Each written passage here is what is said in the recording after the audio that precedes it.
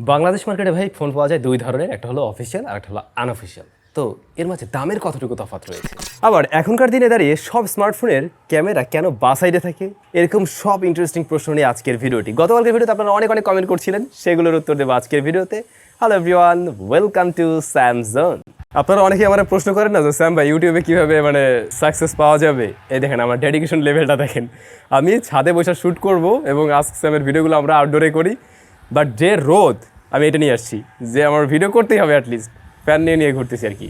Anyway, প্রথম কমেন্টই করছেন ভিভয়, উনি লিখছেন স্যাম ভাই আগামীকাল প্রশ্নোত্তর পর্বে আমার প্রশ্নটি রাখবেন আশা করি। আজকাল মোবাইলের সাথে অনেক বেশি ওয়াটের চার্জার দিয়ে থাকে যেগুলো ফোনকে অনেক দ্রুত চার্জ করে। এই দ্রুত চার্জ হওয়াতে ব্যাটারিতে প্রেশার পড়ে নিশ্চয়ই, আর এই প্রেশার পড়াতে ব্যাটারির সমস্যা হতে পারে কিনা? হ্যাঁ, খুবই গুরুত্বপূর্ণ প্রশ্ন এটা, কারণ এখনকার দিনে সব স্মার্টফোনের সাথে আমরা ফাস্ট চার্জিং সিস্টেম দেখছি এবং এতে করে ব্যাটারির উপর একটা প্রভাব পড়তে পারে এমন ধারণা আমাদের সবারই আছে।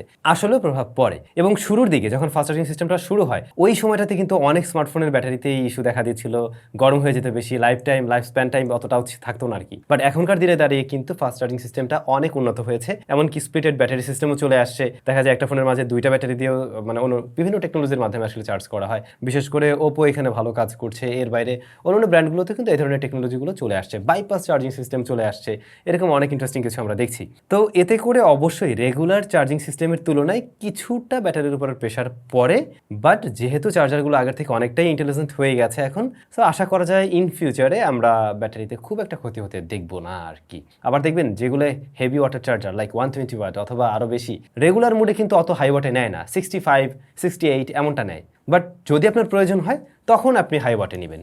আপনারা ট্রাই করবেন, যদি আপনার ফোনে ফিচারটা থাকে যে আপনি একদম ফুল ওয়াটে নেবেন না, কিছুটা কমিয়ে রাখতে পারেন, তাহলে রেগুলার মোডেই নেবেন, সেটাই ভালো।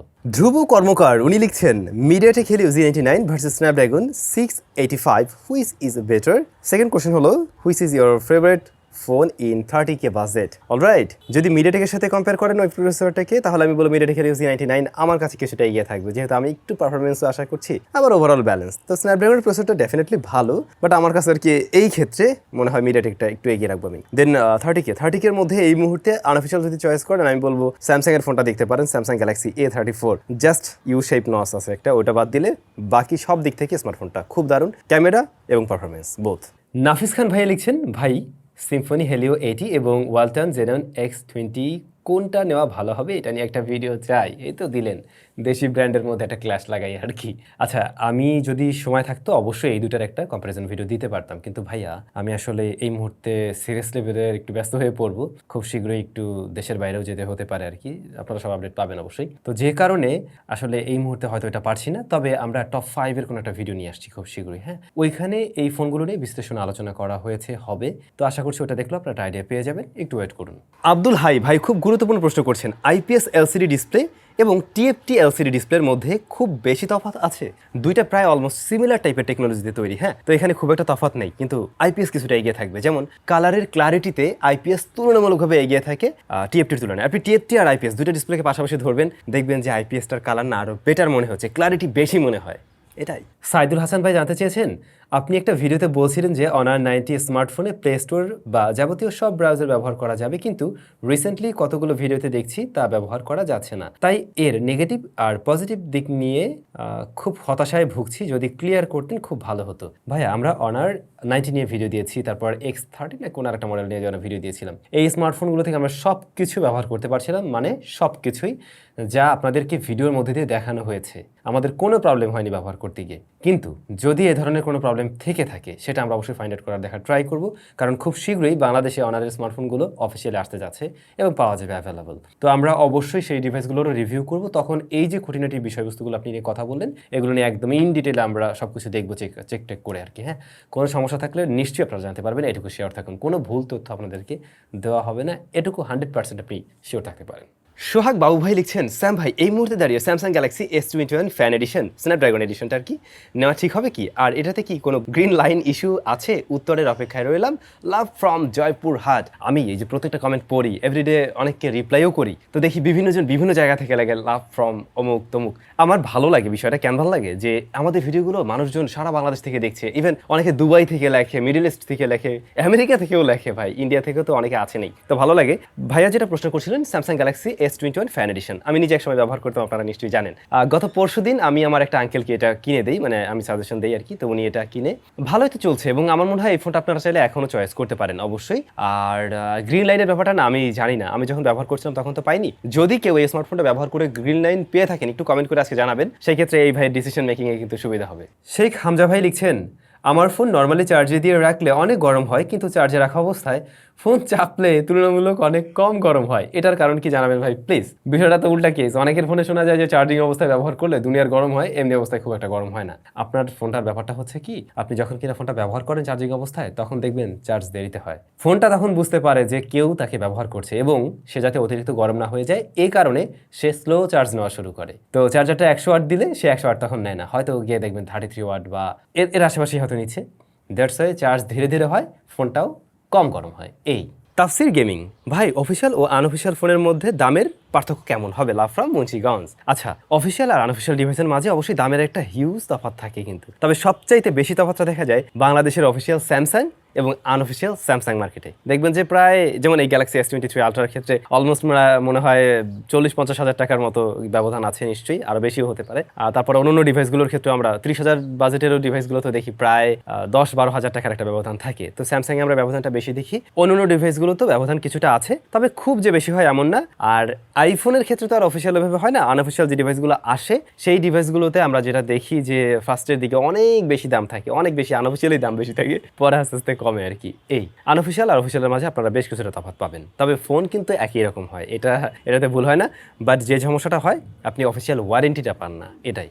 খোকন ভাই লিখছেন, স্যাম ভাই, প্রতিটা স্মার্টফোনে দেখি ক্যামেরা বাম্প ঠিক ফোনের ডান পাশের কর্নারে বা মাঝামাঝি বসানো থাকে। সেটা তো ফোনের বাম পাশেও বসাতে পারতো, কিন্তু ডান পাশে মাঝামাঝি কেন বসানো হয়? আশা করি উত্তরটা পাবো।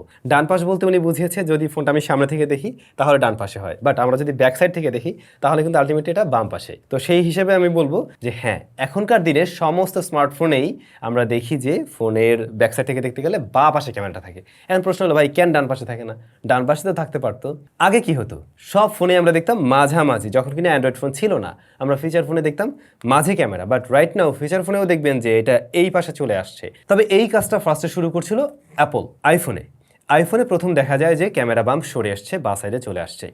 আমরা যখন কিনা ছবি তুলি তখন কি করি, অ্যান্টি ক্লকওয়াইজ আমাদের স্মার্টফোনটা ঘুরাই। আপনি খেয়াল রাখবেন, আপনি ছবি তোলার সময় ডান হাত দিয়েই তুলেন এবং এইভাবে ঘুরিয়ে ফেলেন। কি হলো, ক্যামেরাটা উপরে চলে গেল, রাইট? ক্যামেরাটা উপরে চলে আসছে, এবারে ছবি তুলতে গেলে আমাদের জন্য সুবিধা হয়। এটা হচ্ছে মেইন কারণ। এখন অনেকেই মনে করতে পারেন এটা ডিজাইনের জন্য, বিষয়টা ডিজাইনের জন্য না, আরও একটা ব্যাপার আছে। আমরা সাধারণত লেফট হ্যান্ডে ফোন অনেক বেশি ইউজ করি, এই যে বাম হাতে নিয়ে ফোনটা ব্যবহার করছি, তো তখন দেখা যায় যে ক্যামেরা বামটা এই পাশে থাকলেও কিছুটা সুবিধা হয়। আপনি এই হাতে ধরে রেখে ছবি তুলতে পারছেন। আপনি যদি বা হাতে ধরে রেখে এভাবে ছবি তুলতে চান, ধরুন পোর্ট্রেট তুলবেন, বা হাতে ধরে আছেন, তখন ক্যামেরাটা কি হলো, আপনার ফোনটা তো বা দিকে, বাট এভাবে ধরলে ও কিন্তু তখন আপনার বরাবর সেন্টারে আছে, রাইট? এবার যদি এটা এ পাশে থাকতো তখন আপনি ধরে আছেন, আপনার ফোনটা এদিকে নিয়ে আসতে হতো। তো এরকম বেশ কিছু বিষয় চিন্তা ভাবনা করে সব কোম্পানিগুলোই দেখছে না এটা আসলে এই পাশে দিলে পরে আমাদের সবার জন্য সুবিধা হয়, দ্যাটস ওয়াই ক্যামেরাটা এখানে চলে আসছে। That's it. কণা বড়ুয়া উনি লিখছেন, স্যাম ভাইয়ার ভিডিও সবসময় দেখি এবং দেখতেও ভালো লাগে, ভাইয়ার ভিডিওগুলো কখনো মিস হয় না, তবে মাঝে মাঝে আপনার প্রোডাক্ট রিভিউর ভিডিওতে একটা বিষয় খেয়াল করেছি, প্রোডাক্টের পাশেই অনেক এনিমে ক্যারেক্টার এর ছোটো ছোটো পুতুল থাকে, তাই আপনি কি এনিমে লাভার বা এনিমে দেখেন কিনা? এই প্রশ্নটা আমার মাথায় অনেকদিন ঘুরপাক খাচ্ছিল। হ্যাঁ, এক প্রকার ভালো লাগে, বাট দেখা যে হয় এমনটাও না, কিন্তু আমার বেশ ভালো লাগে সত্যি বলতে। এটাই। এমডি সোহাগ, আইফোন 15 তো লঞ্চ হয়ে গেছে, আমরা বাংলাদেশে কবে পাবো ফোনটি ভাই, একটু জানাবেন। হ্যাঁ, আইফোন 15 প্রো, 15 প্রো ম্যাক্স এগুলোর জন্য তো অনেকেই ওয়েট করছেন, খুব শীঘ্রই আসতে যাচ্ছে।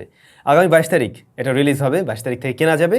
তবে বাংলাদেশ মার্কেটে হয়তো একদম 22 তারিখ সন্ধ্যার পর আপনারা পেতে পারেন, অথবা 23 তারিখ যে পাবেন এটুকু 100% sure. Radiul Ahmed, brother, Bionic 17 versus any other chip, বাংলাদেশের স্মার্টফোন ব্র্যান্ডের র্যাঙ্কিং করলে টপে কে থাকবে? Personal opinion only. 25 ইউনিটস এবং 23 ইউনিটস কি ম্যাচিউর করে কি? Thanks advance. আচ্ছা, তো নিচ থেকে যদি উত্তর দিই 2500 আর হচ্ছে গিয়ে 2300, হ্যাঁ কিছুটা তো কম বেশি, কিন্তু আমার মনে হয় না যে এই তফাৎ আসলে আমাদের চোখে খুব একটা মানে আলাদাভাবে আমরা এটাকে ধরতে পারবো, দুটো অলমোস্ট কাছাকাছি। বাংলাদেশের স্মার্টফোন ব্র্যান্ড র্যাঙ্কিং, যদি ব্র্যান্ড র্যাঙ্কিং করতে চাই, ব্র্যান্ড ভ্যালু, ব্র্যান্ড কোয়ালিটি, তাহলে স্যামসাংকে আমি এখানে এগিয়ে রাখবো। যদিও এখানে একটা বিষয় আছে, বাংলাদেশে স্যামসাংয়ের অ্যাসেম্বলড করা অনেক স্মার্টফোনে আমরা ইস্যু দেখেছি, বিশেষ করে রিয়ার প্যানেলটা খুলে আসতো। তো এই বিষয়টা ওদের ফিক্স করতে পারলে বাকি সব জায়গায় জায়গা থেকে স্যামসাং এর ইউআই বলেন এভরিথিং সবকিছু মিলে ওরা টপে থাকবে, এটা ট্রু। আর যদি এভাবে কাউন্ট করেন যে কাদের সেল জেনারেট বেশি হয়েছে লাস্ট 3 কোয়ার্টারে এরকম, সেই ক্ষেত্রে অন্য অন্য ব্র্যান্ড চলে আসবে ভাই, আসতেই পারে। সেটা টেকনোও আসতে পারে, রিয়েলমিও আসতে পারে, অন্য অন্য ব্র্যান্ডও আসতে পারে আর কি। আচ্ছা, বায়োনিক A17 এর সাথে যদি কম্পেয়ার করেন সেই ক্ষেত্রে রাইট নাও কোনো প্রসেসর নেই, একদম সোজা কথা স্মার্টফোন ইন্ডাস্ট্রিতে। তবে হ্যাঁ, স্ন্যাপড্রাগন নিশ্চয়ই বের হবে, কিন্তু আমার মনে হয় না যে সে পারবে। স্ন্যাপড্রাগন 8 Gen 3 কথা বলছি আমি, আমার মনে হয় না যে সেটা এই মুহূর্তে অতটা শক্তিশালী হতে পারবে। দেখা যাক কি হয়। এমডি রিফাত ভাই গুরুত্বপূর্ণ প্রশ্ন করছেন, ভাই আপনি মোবাইলের চার্জ ফুরিয়ে যায়, এটার কি কারণ? রাতে 100% চার্জ দেওয়া থাকলে সকালে উঠে দেখি 80% হয়ে যায়, কারণ কি? দুইটা কারণ হতে পারে। নাম্বার 1, আপনার ফোনটা যদি অনেক বেশি পুরাতন হয়ে থাকে, ব্যাটারির ধারণ ক্ষমতা কমে গেছে, এই সমস্যা থেকে অনেক সময় হয়। আর একটা বিশেষ কারণ যেটা হওয়ার পসিবিলিটি অনেক বেশি, সেটা হচ্ছে আপনার ফোন ব্যাকগ্রাউন্ডে কোনো অ্যাপ রান করে, অথবা আপনার ফোনে এমন কোনো অ্যাপ্লিকেশন রয়েছে যে ব্যাকগ্রাউন্ডে থেকে কোনো কিছু করে, যে কারণে আপনার ফোনের ব্যাটারি বার্ন হচ্ছে। তো এই বিষয়টা একটু নজর রাখুন যে আসলে কোনো অ্যাপ্লিকেশন ব্যাকগ্রাউন্ডে রান হয়ে আছে কিনা। অনেক সময় ব্লুটুথ আমরা অন করে রাখি, ওয়াইফাই অন করে রাখি, এটার থেকেও হতে পারে। আরও একটা বিষয় হতে পারে, আপনার বাসায় নেটওয়ার্ক কানেক্টিভিটি কেমন, আপনি রাতে যেখানে ফোনটা রাখছেন সেখানে কি নেটওয়ার্কের স্ট্রেংথ ভালো আছে? যদি ভালো না থাকে সেই ক্ষেত্রেও ব্যাটারি বার্ন করতে পারে ভাইয়া। তো এই বিষয়গুলো একটু দেখবেন। ফাহিম ভাই লিখছেন, আইকো বাংলাদেশে অফিসিয়াল কবে আসবে, আসার সম্ভাবনা কেমন? গুরুত্বপূর্ণ প্রশ্ন, আশা করি নেবেন। জি, এই প্রশ্ন অনেকেরই আছে, ইভেন আজকেও একটা আইকিউর ভিডিও আমাদের চ্যানেলে যেতে পারে, অথবা কালকেই যাবে। তো হ্যাঁ, বাংলাদেশে আসার সম্ভাবনা আছে কিনা এটা জানার জন্য আমি আসলে ওদেরকে প্রশ্ন করছিলাম, বাংলাদেশ ভিভোকে, বাট কোনো ধরনের সদুত্তর এখন পর্যন্ত আমি জানতে পারিনি। সো মনে হয় না যে খুব শীঘ্রই আসছে, কিন্তু আসা উচিত। মারুফ স্যার লিখছেন, আপনারা মোবাইলের দাম এভাবে বাড়িয়ে দেন, যেই সেটের দাম 5,000 টাকা আপনারা এরকম অ্যাড দিয়ে 10,000, 15,000, 20,000 টাকা করে দেন। আসলে আপনি ঘুমান তো রাতে ঠিকভাবে? যেটা বলছেন বুঝে বলছেন ভাই। অতিরিক্ত বুদ্ধিমান মানুষরা কিন্তু নর্মালি কম ঘুমায়। হ্যাঁ, সো রিভিউ করার পরে কিভাবে সেই ফোনটার দাম 10-15 হাজার টাকা বেড়ে যেতে পারে, এমনটা হয় কখনো? এমনটা শুনবেন? আপনি কেন কিনবেন? আপনার মাথায় যদি এইটুকু কমন সেন্স থাকে, ডেফিনেটলি আপনি তখন আর ওই 5,000 টাকার ফোন 10,000 টাকা দিয়ে কিনবেন না। এরকমটা হয় না ব্রাদার। যেটা হয়, আনঅফিশিয়াল মার্কেটের স্মার্টফোনের প্রাইস কখনো স্টেবল থাকে না, বাড়ে কমে। কেন বাড়ে কমে? ডলার রেট আছে, এবং বাইরে যখন বেড়ে যাচ্ছে কমে যাচ্ছে, বাংলাদেশে বাড়বে কমবে, এটা খুব স্বাভাবিক। বাড়তে পারে কয় টাকা? 500 থেকে 1,000 টাকা, এর বেশি তো না। তো আপনি যেটা বলছেন এটা হয়তো ভাই আপনি সঠিকভাবে বুঝে বলেননি, আমি জানি না কেন বলছেন, বাট এটা হয় নাই, কিছু হয় নাই। রাতিন ভাই লিখছেন, ভাই সোনির প্রিয়ন ডিভাইসগুলোর দাম এত কম কেন? প্রসেসর তো ভালোই দেখা যায়, তাহলে দাম কেন কম হবে? আচ্ছা, সোনির যে ডিভাইসগুলোর দাম কম দেখবেন, ওইটা কিন্তু বেশ কয়েক বছর আগের ফোন, লাইক 4 বছর আগের ফোন। অ্যান্ড্রয়েডেও একটু পিছিয়ে আছে, তো এই ডিভাইসগুলো আবার ব্যবহার করাও, হ্যাঁ, প্রিয়ন যেহেতু। তো সব কিছু মিলে ভালো প্রসেসর থাকলেও এই ডিভাইসগুলোর দাম এখন কম দামেই পাওয়া যায়, কারণ আপনি পরবর্তীতে অ্যান্ড্রয়েডের আপডেটের বিষয়গুলো পাবেন না, এটা একটা বিষয় আছে, ইউজ করছে মানুষ। আর সনি এই ব্র্যান্ড তো খারাপ প্রসেসর ভাই ব্যবহার করবে না, ওরা তো ভালো প্রসেসরই ব্যবহার করছিল, কিন্তু যেহেতু বেশ পুরনো ডিভাইস, দাম এখন কম, এই জন্য পাওয়া যায়। আর ব্যাটারি ব্যাকআপও কিন্তু কম। ইউজার সামথিং ভাই, ফোন গরম হয়ে গেলে ঠান্ডা করার জন্য ফ্রিজে রাখলে ফোনের কি কোনো ক্ষতি হবে? খুব গুরুত্বপূর্ণ প্রশ্ন। আচ্ছা, এই কাজ আমি করছিলাম একবার, জাস্ট পরীক্ষা করার জন্য যে আসলে কি হয় না হয়, এটা আপনাদেরকে জানানোর জন্যই। ফোন বা যে কোনো কিছুই আপনি ধরুন খুব গরম করে ফেললেন, সাথে সাথে সেটাকে যদি ঠান্ডা করতে চান, ফ্রিজে রাখলেন অথবা বরফ দিয়ে দিলেন, তখন এটার মাঝে না অন্যরকম একটা প্রেশার পড়ে যায়, মানে একটা বিক্রিয়া ঘটতে পারে। এবং ব্যাটারি, সবচেয়ে বড় ব্যাপার হলো ব্যাটারি। স্মার্টফোনের ব্যাটারিটা গরম হয়ে আছে, আপনি যখন ফ্রিজে রাখলেন খুব দ্রুত ঠান্ডা হয়ে গেল, এর মাঝে যে রাসায়নিক পদার্থগুলো রয়েছে সেগুলো বিক্রিয়া করে ব্যাটারির লাইফ টাইম আরও কমিয়ে দেবে, আরও সমস্যা তৈরি হতে পারে। সুতরাং এই কাজ কখনো করবেন না। ওটা যেভাবে আস্তে আস্তে গরম হয়েছে ওটাকে আস্তে আস্তে ঠান্ডা করুন, এই কাজ করা যাবে না ভাই। নূর মোহাম্মদ ভাই লিখছেন, ভাই OnePlus green line problem solve নিয়ে কোনো সলিউশন আছে কি, বা কোনো স্পেসিফিক শপ আছে যেখানে গেলে সলিউশন পাবো? কাইন্ডলি জানাবেন, থ্যাংক ইউ। আচ্ছা, এইটা তো একদম কমন প্রশ্ন, এখনকার দিনে প্রায় প্রতিদিনই ভিডিওতে আমরা পাই। তো আমি গতকালকেও না একটা শপের সাথে কথা বলছিলাম, মোতারে প্লাজার আর কি। তো ওরা যেটা আমাকে জানালো, ভাইয়া এখন পর্যন্ত ওই ধরনের কোনো সলিউশন আসেনি, আমরা ট্রাই করি কিন্তু হবে কি না এটার গ্যারান্টি দেওয়া যায় না। তো আমার মনে হয় না যে ভাই এখন পর্যন্ত বাংলাদেশে সেরকম কোনো কিছু এসছে। তবে যদি এই ধরনের কোনো টেকনোলজি চলে আসে, অবশ্যই আপনারা এর ভিডিও আমাদের চ্যানেল থেকে পাবেন, এটুকু শিওর থাকুন। তো ভাই ব্রাদার, আজকের আমাদের প্রশ্ন উত্তর পর্ব ছিল এটাই। অনেকগুলো প্রশ্নের উত্তর দিয়ে ফেললাম গুরুত্বপূর্ণ, আবার অনেকগুলো প্রশ্নের উত্তর কিন্তু আমি সরাসরি লিখেও দিয়েছি। তো আশা করছি আপনারা অনেক দারুণ সব বিষয় জানতে পারলেন। আগামী পর্বে অবশ্যই দেখা হবে রবিবারে। সবাই ভালো থাকবেন, নিশ্চয়ই অনেক বেশি ভালো থাকবেন। দেখা হচ্ছে তাহলে, টাটা।